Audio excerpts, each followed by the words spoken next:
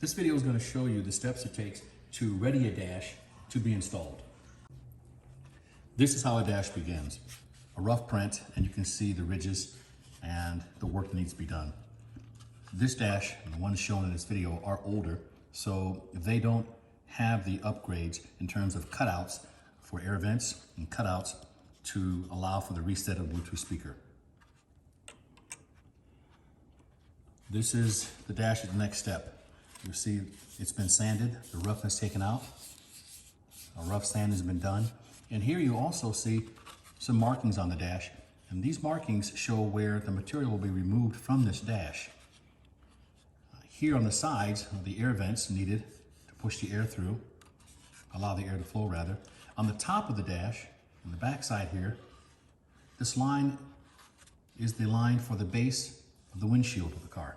Each one of these bodies is hand-laid fiberglass, so there is variation between each one in terms of thickness. So I mark these and cut this off so that they fit precisely.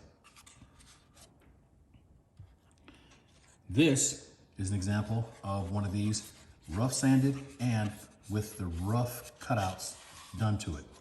And yes, it's ugly. Like I said, the newer STL design for the dash already includes this in the design. But these are old dashes and I wasn't going to throw them out just because I updated them. And you can see there's no hole here to allow for the updated Bluetooth speaker to be reset.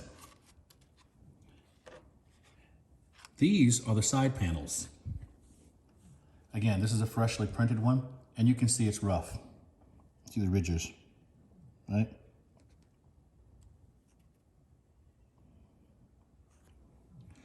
Here is a rough sand.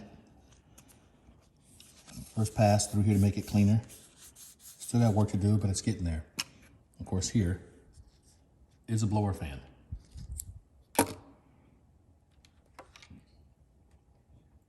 This is what we're looking for. This dash has been rough sanded. It'll have one more sanding and some filling to get rid of all the imperfections. It has already had the faceplate, the dash plate rather, added. The dome for the lights in the dash been affixed. You can see, of course, the ignition switch, key switch. Also, I've located the emergency brake. This one, of course, has the vent plates added to it. It has been cleared of material here for the voids for the air to flow through. And you can see the shift plate's been added.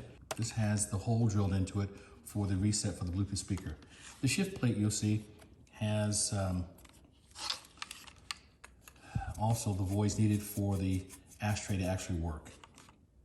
And you'll see the blower motor in the back here attached with all the wiring that's necessary. This is the lead for the blower motor for the air conditioner. These wires are for the dash to light it up. And this lead right here is the ignition switch. And this is how it looks once it's done in the back. This dash is ready to go, except for some final fill for imperfections and a final sanding. Here's the speaker, Bluetooth speaker. You reset it here if you were to lose connectivity. At the bottom, you need that hole there. Here is how you turn on. You access it here through your dash, glove box rather than dash. You can see it on, blinking. Press again to turn it off. And that's it. Once you have this installed in the car, you can't remove it, which is why I had to make sure you could reset it if you ever have some problems. You actually charge it through a side port here. So now you've seen all the steps it takes to ready a dash to be installed. Next, I'm going to show you the dash installed. The last two elements required to install the dash requires a shim that gets taped into place,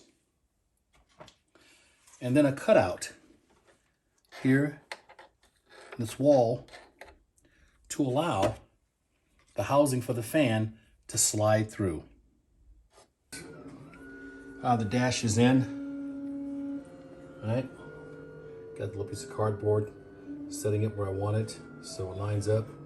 So I make sure I get the fit right. And that's what I'm looking for right there. All right. I gotta trim it yet, but that's the fit I want.